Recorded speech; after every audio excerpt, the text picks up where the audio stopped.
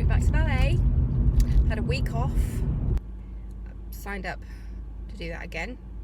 So it's level 2 again, but we'll call this series 3. But the next one would be advanced class. I'm definitely not there, so I'm just redoing level 2 again. To be fair, a lot of people redo level 2 because there's a lot to learn, and so it's just a continuing thing. So there'll be people who will be signing up for the 3rd time probably, because I think the majority of us signed up for this again. Welcome back. I'm Debbie, and went back to ballet at the age of 30 after quitting at the age of about 8 or 9. Alright, Debs, in level 3 today.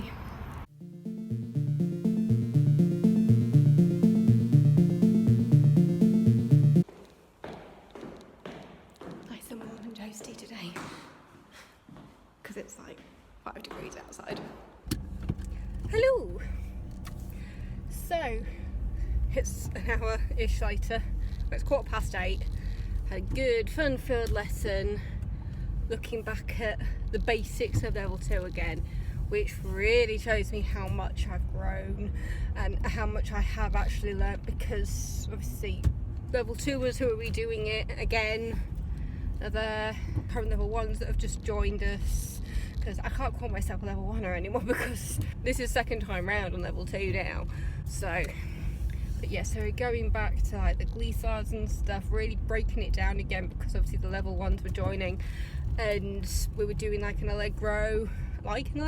We were doing an allegro that we learnt right at the beginning, which we haven't done in ages, which I actually remember I would practice at theatre because the floor was better, because I'll admit the floor in the room that we do it in is quite sticky, which means that anything that involves turning, you feel like you're stuck to the floor.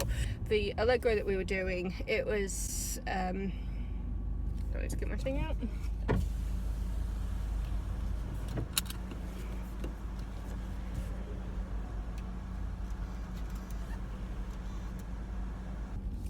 Sorry about that, I had to stop filming for a second.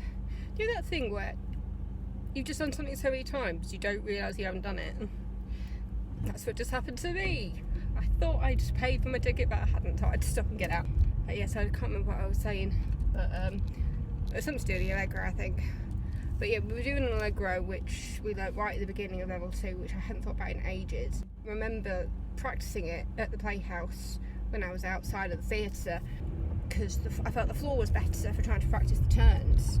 And tonight I was trying to do the turn, and again I got stuck to the floor, so I decided not to do it. I didn't do the pirouette. With that allegro, because of what leg you're on, I get slightly confused as to which leg I'm supposed to be spinning on. You'd think I'd have figured that out by now. I just need to practice it. And basically you're turning away. Are you turning away from the audience? Yeah. So if you're doing it on the right leg, you're bringing the to the left that comes up.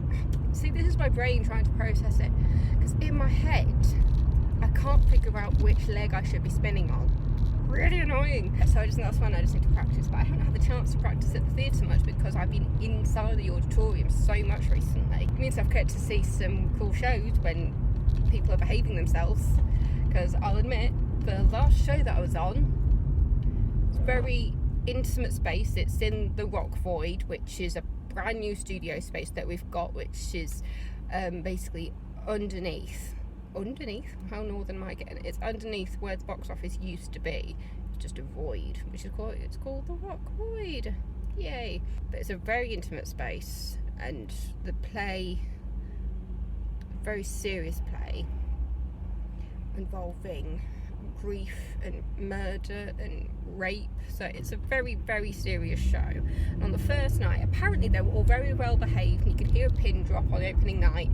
And then I was there on the second night working inside the theatre, and there were 3 attendants on the inside. There was only supposed to be 2, but one decided he wanted to sit in because he knew he wouldn't get the chance to sit in again. He was a volunteer, and all 3 of us had to get up and tell people to turn their phones off. The show was 90 minutes long, and still people felt it was necessary to go on their phones in the middle of what is an extremely powerful piece of theatre. seats, and it's one of its central themes is grief. You're looking at the murder of a 15-year-old boy. That's no spoilers, it's how it starts. You're meeting his mother, and she is, I'm not going to say the word celebrating, because it's basically he's murdered on his birthday, on his 15th birthday, and it's the anniversary of his death, and it's his birthday. So you see her on stage with a birthday cake, and then a woman knocks on the door.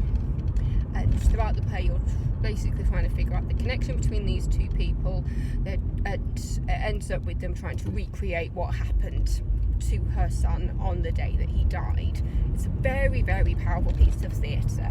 No cameras, no phones inside the theatre at all.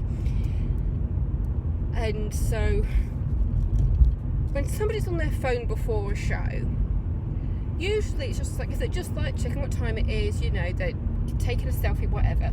Normally we just leave them to it. I've been on shows where it's literally nothing. Like, you're not allowed to take any selfies because it's like health and safety issues and things like this, you know. We're aware that there's some people at the theatre who don't want to be in the background of someone's picture. So we always say to people, if you're going to get a selfie, please make sure nobody else is in it. It's just you. If you get anybody in behind you, you need to delete that picture, because it's a safeguarding issue as well. But yeah, so there's a woman who's on her phone, and then just as the lights come down, she switches her phone into camera mode and takes a very quick picture of the set before putting her phone away. And me and the girl I was on with just looked at each other and were just like, did that just happen? Did she really just do that as the lights went down? So in that moment we were just like, alright, she's put her phone away. If it comes out again, we'll tell her off. My colleague thought she saw her on her phone again. I thought it was just a reflection of like a watch or something, so we're not sure. Then there was, it's like there was something happened every single time we told somebody off. Me and the guy inside the theatre and the volunteer both nearly fell down the stairs when we told somebody off, because it's a makeshift seating area. Because it's a studio space, the seating can be moved around and taken apart, so it's not the sturdiest. I say that, you know, it's very safe to stand and sit on. It just means that it's a bit clunky, which is why me and the volunteer almost fell over. Then there was one on the end of the row in front of us, because as staff we sat right at the back. We both realised that somebody was on their phone right at the end of the row, and because she was closer, she got up and got to her. On the way back, she knocked a water bottle over, I think it was, which just made a massive thud. It just went boom, and we were just like, oh shit. It was just the ridiculousness of the whole situation, and having to actually get up. You feel like a school teacher when you tell them off, because when I got up to tell somebody off, they were right on the end of the row. I thought I saw them on their phone, and then I thought it was a reflection, because the amount of things that reflect inside the theatre is ridiculous. You've got watches, plastic cups, that kind of thing. Everything reflects, so you'll notice a reflection of something and just like, oh, was that a phone? Or was it just a reflection from something? So at first I thought it was just a reflection of his watch or something. And then I very clearly saw him on his phone, and he was just 2 seats in front of me. So I almost fell down the stairs trying to get to him, and I get to him and say, can you please turn your phone off inside the auditorium? And then I went back to my seat, and I was just there, heart beating, because when you have to tell somebody off, it's really awkward. At the same time, it's our job. We're being paid to watch the audience. A slight perk is when people behave and you do actually get to watch the show. But majority of the time we are watching the audience. And I've seen people online who say that we've got sticks up our butts and stuff. I could do a whole video on what people think of front of house attendants. Yeah. Because I remember seeing on, I think it was on Theatre Board. Was it on Theatre Board or was it on Instagram? It might have been on both actually. Because it was in regards to somebody taking a picture of the final night of Company in the West End. And there were people taking pictures in the bows. And some people got online and said, I can't believe that the theatre attendants don't realise that history is being made, and that, you know, that they should take the sticks out of their butts and just let people take pictures of the bows. And so it's just like, if they've been told no pictures allowed in the bows, they're going to tell people off. Because we don't care. We just like, it's just like, oh, but history's being made. We literally don't fucking care that you've got, Patti LuPone on the stage. Well, we do in a way. But at the same time, we're not going to let you off just because it's Patti LuPone. We're not going to let you off because it's Frank Skinner on the stage. If he's, you know, if we've been told by the company no pictures, no videos. I was on a show recently actually, which was one of the most brilliant nights working at the theatre, because basically the whole show took our jobs away from us. It was Knee High, and it was the production of Ubu, a karaoke satire, very much a political satire, and basically they took out some seats to put a bar inside the auditorium of the Quarry Theatre. We were the last stop on the tour, so they were pros at this point. It was just a wonderful experience. I mean, I had one of my duty managers sat in as an audience member, and because they encourage pictures and video taking, this was my duty manager sat on the back row taking videos for social media. It was brilliant and hilarious, and they were just like, the only thing the attendants need to worry about is when the audience is on stage, because the audience were on the stage for certain points. They were just like, yeah, there might be points when it looks like the audience is heading towards the back, as if they're heading towards backstage. That is when you need to be on alert. Me, I was up on door number 3, so I was nowhere near the stage. The ones who were close to the stage were on doors 1 and 2, which are down on level 1. Why is this guy doing 30 miles an hour on a 50 road? Why? But yes, so anything that was happening on the stage, I couldn't really do much about, because I'm up at the top of the theatre, basically. It's definitely not as high as some theatres. I'm sorry, you literally cannot see me anymore, can you? But yeah, it was just so funny, because and there was only one or 2 points in the show where we were just like, oh god, is somebody going to end up backstage? Because there was a point in the show, which, I mean, the show's over, the tour's over now, so I might as well just say it.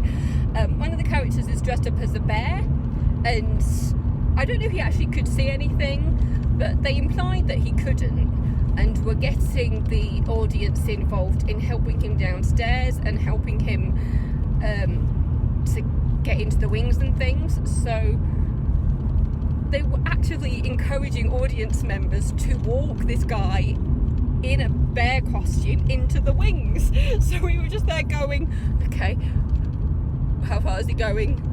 How far is he literally taking him backstage? Because we can't have that. But because these guys have been experts, that, you know, this is the end of the tour, they know exactly what they're doing. As soon as the bear got into the wings, they were like, right, come back. If we don't see you in 2 seconds, we're going to get security on you. And we were just living it. We were absolutely loving it. It was so brilliant. I only got to see it once while it was at the Playhouse, to be fair. I don't think it was there for very long. But it was such a brilliant show, and I just find it hilarious that everything in that show went completely against everything that we've been taught to do as front of house staff. This is basically theatre talk with Debs now, rather than talking about ballet. But yeah, that one show, it just threw our rule book completely out of the window, which it's just brilliant. You know, we didn't have to watch the audience to see if they were misbehaving with cameras, because they were actively being told to use their cameras and to take pictures and to take videos and post them on social media. They were actively told to get up and walk about the theatre and use the bar and go out and go to the toilet and come back again. Many people didn't during the actual show. We didn't have an interval. It was just what they called breathers. You can't even see my face. But yeah, they just called them breathers. It was literally 5 minutes to go get a drink, grab an ice cream, have a wee and come back. And there was music playing the whole time. Yeah, so that is the one show, in my experience at the theatre, where a show has come in and completely taken our jobs away from us. So all I had to do was sit pretty at the back of the theatre and just double check nobody was heading towards the stage, towards backstage and into the wings. But you know, because of where I was sat, I couldn't do anything about it anyway. But yeah, it was my duty manager Ian, I don't know if you watched this, but hey, we were just sat at the back and I was just there going, so what am I supposed to do?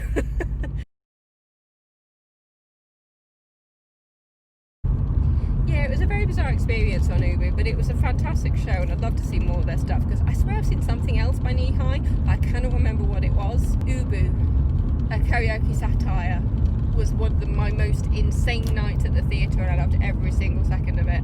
But I'm just going plunging more and more into darkness. Since you can't see me, I will say goodbye. Thank you so much for watching. This has definitely been more of a theatre diaries than a Ballet diaries tonight. But yeah, thank you so much for watching. My name is Debbie. If you aren't subscribed already, even though I am in darkness, there'll be a nice big red button for telling you to subscribe. But yeah, so thanks for watching and I will see you next